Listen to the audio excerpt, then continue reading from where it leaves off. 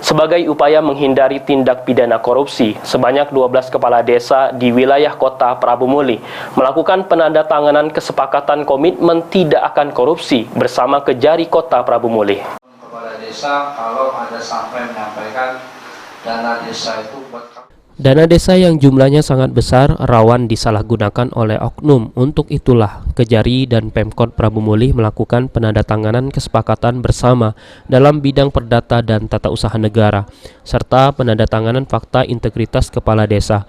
Kegiatan ini juga dilakukan untuk memperbaiki sistem perangkat desa yang transparan dan akuntabilitas. Kajari Prabu Muli Roy Riyadi yang ditemui usai acara menjelaskan fakta integritas harus benar-benar menjadi tanggung jawab moral seluruh perangkat desa dan dilaksanakan dengan penuh kesadaran. Kepala desa yang telah menyepakati fakta integritas harus menerima segala bentuk resiko disanksi sesuai undang-undang dan apabila terbukti melakukan praktik korupsi dana desa. Jangan hanya jadikan acara ini semua seremonial aja. Jadi benar-benar setiap kegiatan acara itu benar-benar diimplementasikan segala macam.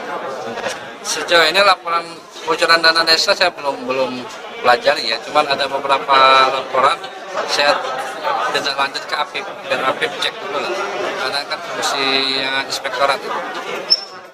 Sementara itu, Wakil Wali Kota Prabu Muli Andrian Syah Fikri menyambut baik kegiatan ini karena dengan adanya MOU dan fakta integritas, pihaknya berharap pengelolaan dana desa semakin baik dan berdampak bagi kesejahteraan masyarakat. Terpantau 11 desa. Yang satu bulan kedua ini sudah 7 desa. Iya. Bulan kedua ini baru 7 desa tapi. Baru 7 desa Pak. Iya.